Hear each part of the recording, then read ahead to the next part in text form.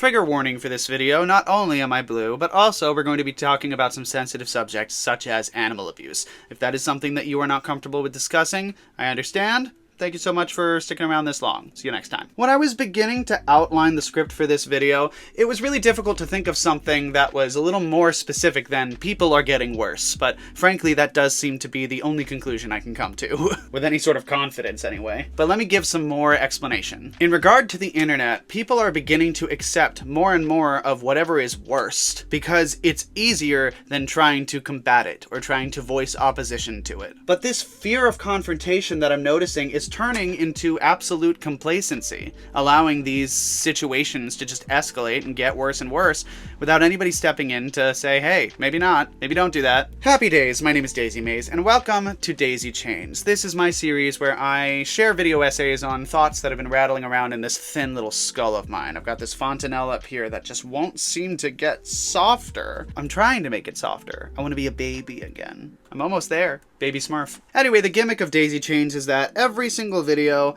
the title has one word in common with the one before it and the one after it, so that we form this long daisy chain of this continuous manic train of thought that I've got brewing up here at all times. And last time, I used religious psychosis as a way of talking about how we need more community in the world to prevent bullying from driving people to join cults instead of actually pursuing meaningful connections, because the meaningful connections are being fucking cunts to them. And this video's topic has more to do with the consequences of not establishing places where people can be safe to forge communities. And it can be summed up pretty simply. Lab germ is a real evil piece of shit.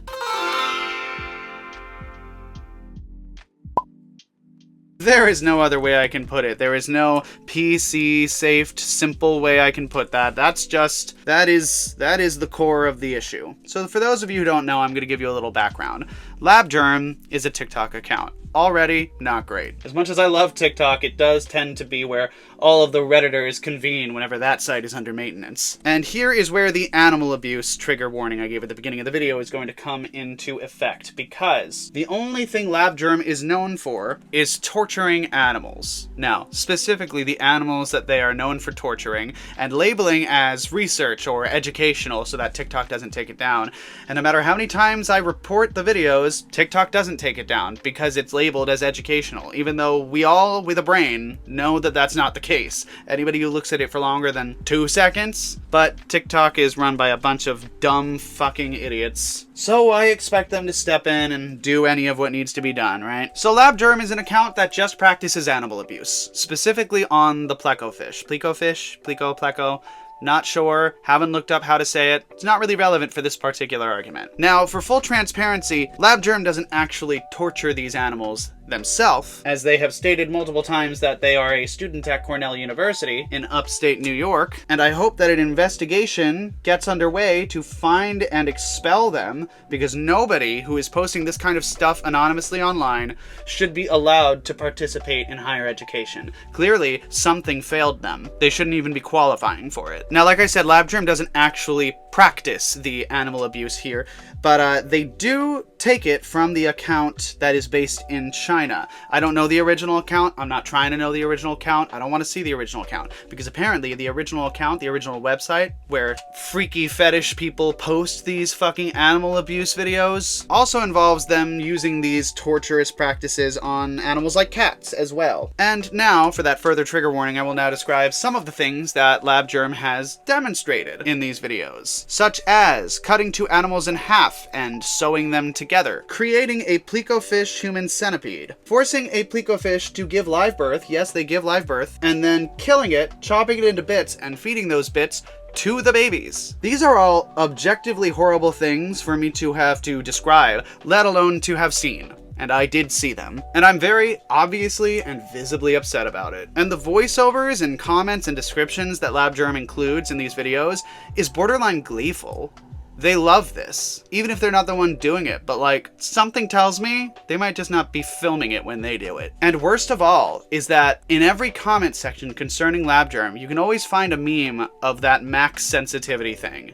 There are countless people defending lab germ and his actions because A, it's not that serious, B, it's just a fish, C, they're invasive anyway.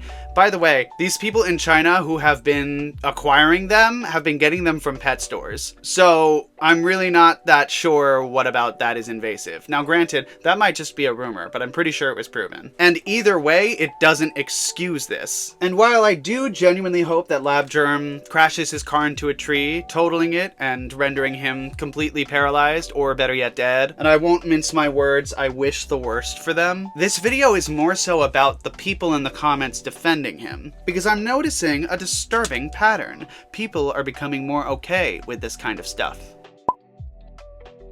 For some other examples, let's talk about Emily Grace stabbing those horses. Horses, an animal that is objectively majestic and not considered invasive at all, I don't think. And she stabbed them because she lost to them. You horse girls are on some other shit. Like, I know she doesn't represent you, but like, if the rest of you are a fraction as intense as her, I pray for anybody who gets on your bad side. Just kidding, I don't. I want to see them suffer. A little while ago, there was that one YouTuber or TikToker or something who was launching possums using a catapult trap. And because of the time of day of the various videos, there's an excellent chance that he killed several of them before he got a shot that worked. And most recently, there's that video going around of the guy who slowly squished a Luna moth to death while describing it as being how it feels when a female, he used the word female, always a great sign, real intellectual there, rejects you or something ridiculous like that. I hope that man is dead.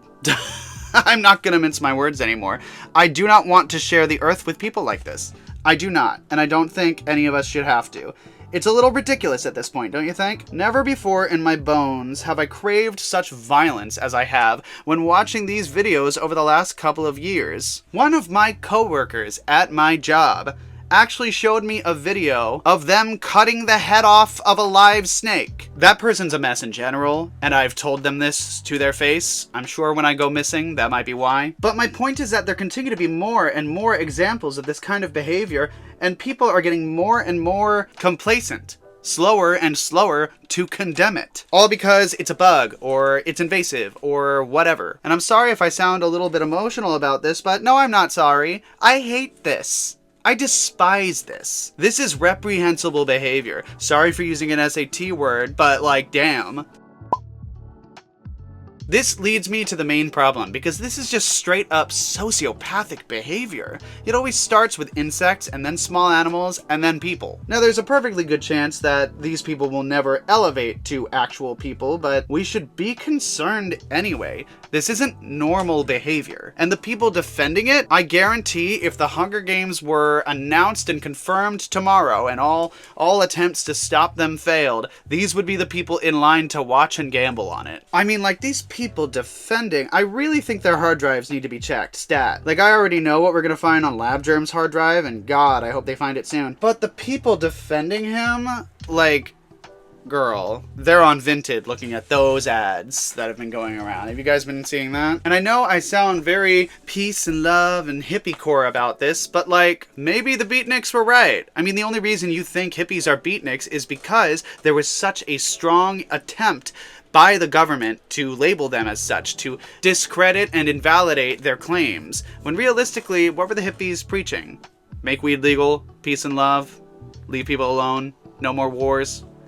Is any of that incorrect? All of this happening during the draft as well. People were seeing their friends and loved ones being carted off to war and forced to fight and die for a government that did not care about them. The beatniks were preaching empathy. They were preaching having compassion for your fellow people and your fellow creature. They were 100% correct. I mean, the whole movement towards if you have nothing nice to say, then don't say anything, that whole mentality, it had its problems, and I think the largest problem is that we're now seeing that pendulum swing pretty violently back in a very dangerous direction. Empathy and compassion are nothing to be ashamed of, but thanks to the current political climate, the current administration, and the current societal turn away from things that are quote-unquote cringe, the worst in people is being stirred up, and they're feeling confident enough to act on it.